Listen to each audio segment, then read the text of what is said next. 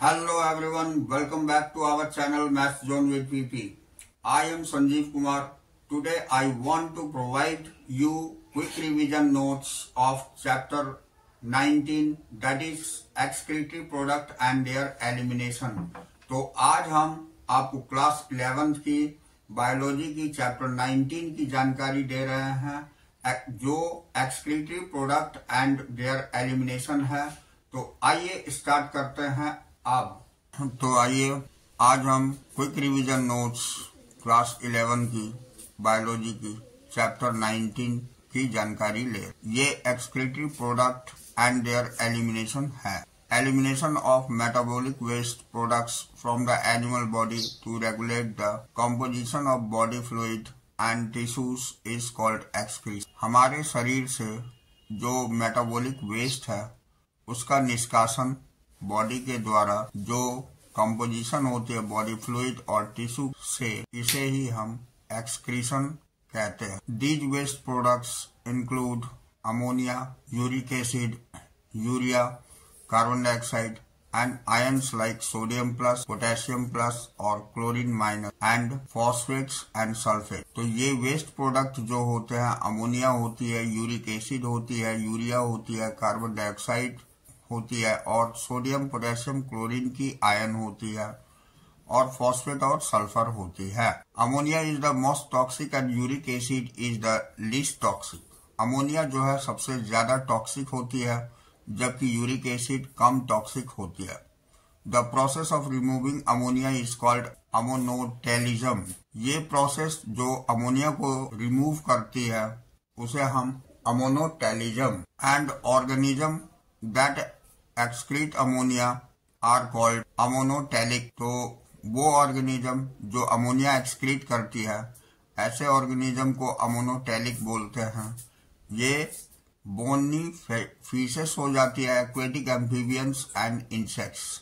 ये bony fishes, aquatic amphibian and insects होते हैं। अब the organism that release urea as nitrogenous waste are called ureotelic. तो ऐसे ऑर्गेनिज्म जो यूरिया रिलीज करती है नाइट्रोजिनस वेस्ट के रूप में उसे हम यूरोटैलिक बोलते हैं। जैसे वे मैमल्स और टेरेस्ट्रियल एम्फीबियंस होते हैं। The organism that excretes uric acid is called uricotelic. तो वो ऑर्गेनिज्म जो यूरिक एसिड एक्सक्रीट करती है उसे हम यूरिकोटैलिक बोलते हैं।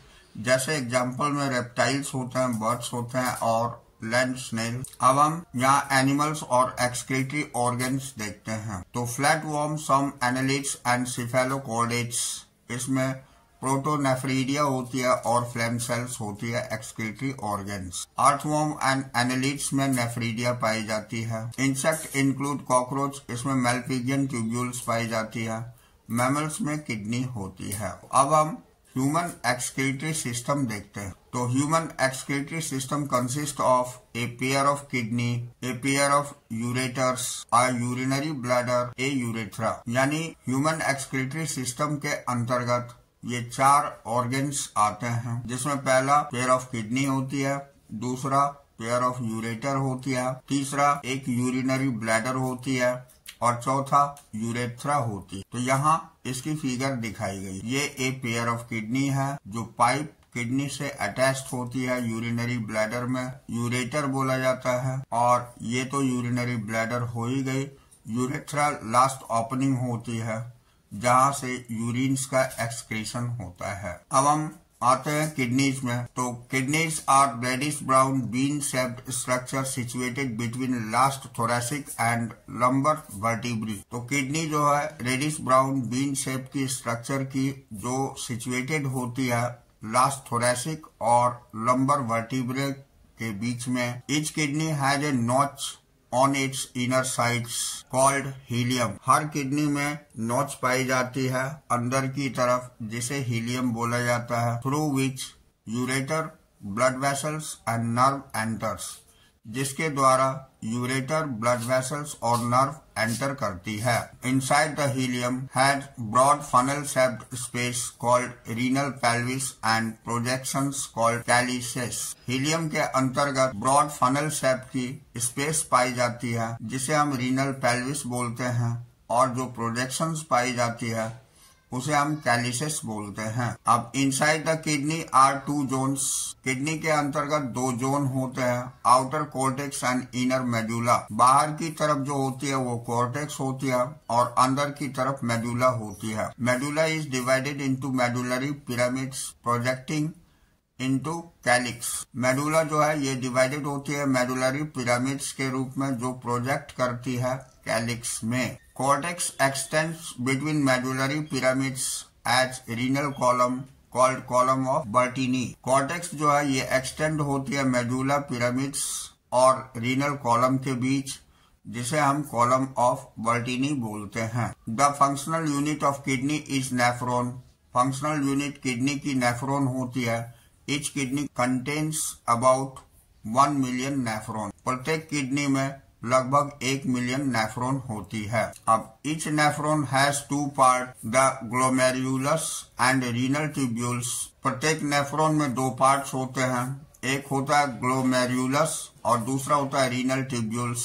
तो glomerulus is the tuft and capillaries formed by afferent arteriole. तो ग्लोमेरुलर जो होती है ये टफ्ट ऑफ कैपिलरीज की पाई जाती है, जिसे एफरेंट आर्टेरियोल बोलते हैं। अब blood from glomerulus is carried away by efferent arteriole. Blood जो है ग्लोमेरुलस की कैरीड अवे होती है इफरेंट आर्टेरियोल के द्वारा।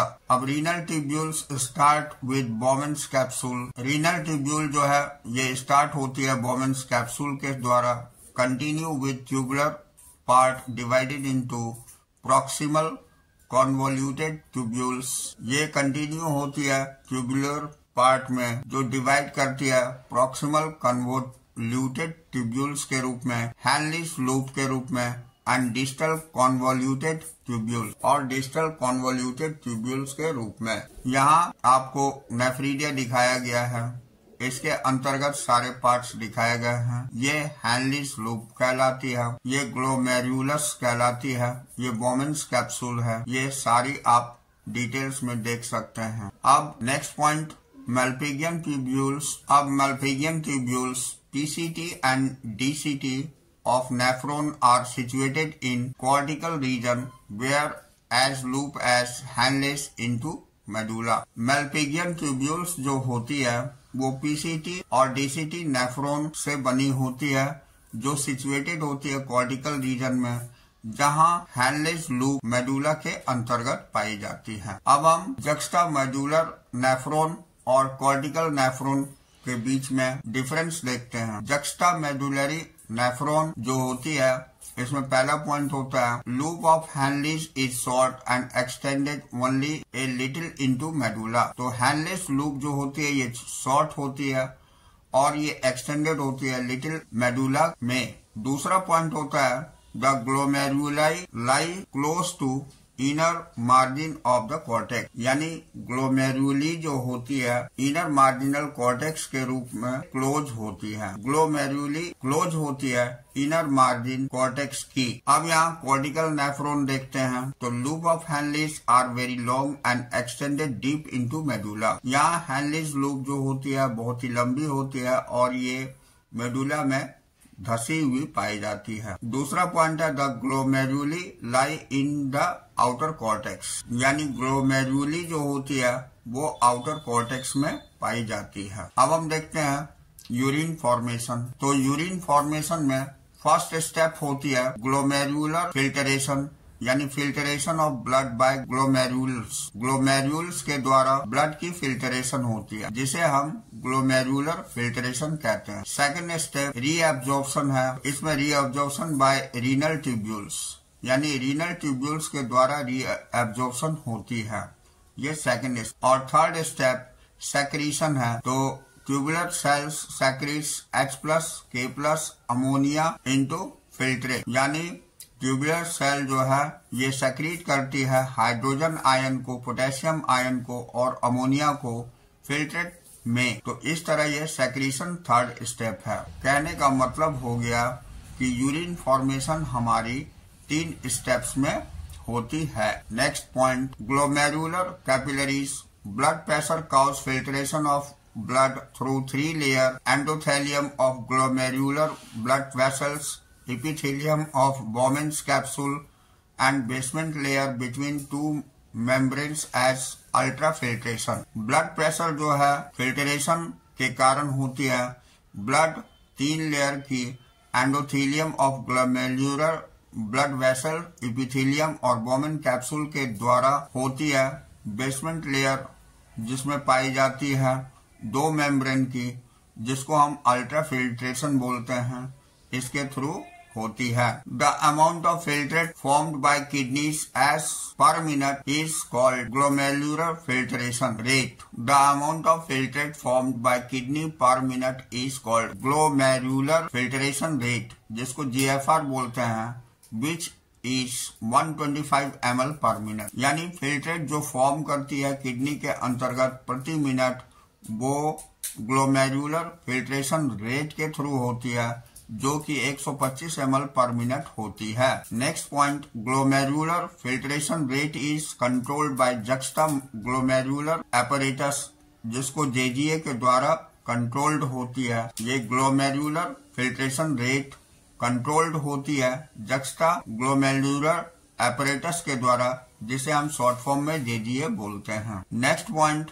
99% of filtrate has to be reabsorbed by renal tubules called reabsorption। यानी 99% फिल्ट्रेट जो है फिर से एब्जॉर्ब हो जाती है रीनल ट्यूब्यूल के द्वारा, जिसे हम रीअब्जॉर्प्शन बोलते हैं। अब हम फंक्शन ऑफ ट्यूब्यूल्स देखते हैं। तो पहला फंक्शन है प्रॉक्सिमल कॉन्वोल्यूटेड ट्यूब्यूल्स, जिसको हम PCT बोलते हैं। All the important nutrients 70 to 80% electrolytes and water are reabsorb. Proximal convoluted tubules के अंतर्गत जितने भी न्यूट्रिएंट हैं, महत्वपूर्ण न्यूट्रिएंट, 70 से 80% इलेक्ट्रोलाइट वाटर के रूप में रीअब्सॉर्ब हो जाती है। दूसरा है हैनलीज लूप। तो maintain high osmolarity of medullary interstitial fluid, यानी ये मेंटेन करती है हाई ऑस्मोलैरिटी को मेडुलरी इंटरस्टिशियल फ्लूइड की। अब तीसरी पॉइंट डिस्टल कॉन्वोल्यूटेड ट्यूब्यूल है, जिसको DCT बोला जाता है। तो conditional reabsorption of sodium plus and water maintains pH of sodium potassium balance. इसमें कंडीशनल रीअब्जॉर्प्शन सोडियम आयन की और वाटर की होती है, जो मेंटेन करती है pH और सोडियम पोटेशियम बैलेंस को। अब हम कलेक्टिंग डक्ट्स देखते हैं। तो large amount of water is reabsorb to produce concentrated urine, यानी इसमें अधिक से अधिक वाटर रीअब्सॉर्ब हो जाती है और कंसंट्रेटेड यूरिन प्रोड्यूस करती है। अब mechanism of concentration of urine देखते हैं। तो mechanism of concentration of urine के अंतर्गत the flow of filtration in 2 limbs of Henle's loop is in opposite direction to form counter current, यानी फिल्ट्रेशन की फ्लो जो होती है 2 limbs हैनलीज लूप में, ये ऑपोजिट डायरेक्शंस में होती है, जो काउंटर करंट फॉर्म करती है। The flow of blood in 2 limbs of Vasa रेक्टा increase the osmolarity towards the inner medullary interstitium in the inner medulla. Blood की जो फ्लो होती है ये 2 लिम्ब में वासा रेक्टा के थ्रू ये इंक्रीज करती है ऑस्मोलैरिटी को, जो इनर मेडुलरी इंटरस्टिशियम में होती है, ये इनर मेडुला के अंतर्गत। ये फिगर में दिखाई गई है हमें कि कैसे ये रीअब्जॉर्प्शन होती है। Next point, the transport of substrate facilitated by special arrangement of Henle's loop and vasa recta is called counter current mechanism, यानी जो ट्रांसपोर्ट होती है सब्सटेंस की स्पेशल अरेंजमेंट के द्वारा होती है हैनलीज लूप की, वासा रेक्टा और वासा रेक्टा की, जिसे हम काउंटर करंट मैकेनिज्म कहते हैं। अब हम रेगुलेशन ऑफ किडनी फंक्शंस देखेंगे। किडनी फंक्शन की रेगुलेशन क्या होती है, इसे डिटेल से जानते हैं। पहला पॉइंट, ये function of kidney is monitored by hormonal feedback mechanism of hypothalamus and JGA. यानी किडनी का फंक्शन जो है ये मॉनिटर्ड होती है हार्मोनल फीडबैक मैकेनिज्म के द्वारा हाइपोथैलेमस की और जेजीए की। Functioning of kidney is monitored by hormonal feedback mechanism of hypothalamus and JGA. कहने का मतलब हो गया कि किडनी की फंक्शनिंग मॉनिटर्ड करी जाती है हार्मोनल फीडबैक मैकेनिज्म के द्वारा हाइपोथैलेमस और जेजीए का। अब change in blood volume, body fluid and iron concentration activates the osmo receptors in the body that stimulate the hypothalamus to release ADH और वैसोप्रेसिन हार्मोन। कहने का मतलब हो गया कि ब्लड वॉल्यूम की चेंज, बॉडी फ्लूइड और आयरन कंसंट्रेशन एक्टिवेट होती है ऑस्मो रिसेप्टर में और ये बॉडी को स्टिमुलेट करती है हाइपोथैलेमस और ये रिलीज करती है एडीएच और वैसोप्रेसिन हार्मोन। अब the ADH facilitates water absorption in tubules. ADH जो है ये वाटर एब्जॉर्प्शन फैसिलिटेट करता है ट्यूब्यूल्स में। दूसरा point, decrease in glomerular blood pressure activates JG cells to release renin, which convert angiotensinogen and angiotensin first and second that increase the glomerular blood pressure and release of aldosterone that increase absorption of sodium ion and water। तो कहने का मतलब हो गया glomerular blood pressure में जो decrease होती है वो एक्टिवेट करती है जेजी सेल को, जो रिलीज करती है रेनिन और जो कन्वर्ट होती है एंजियोटेंसिनोजेन को एंजियोटेंसिन फर्स्ट और सेकंड बना देती है। That increase the glomerular blood pressure. Glomerular blood pressure को इंक्रीज कर देती है और रिलीज करती है एडोलेस्टेरोन।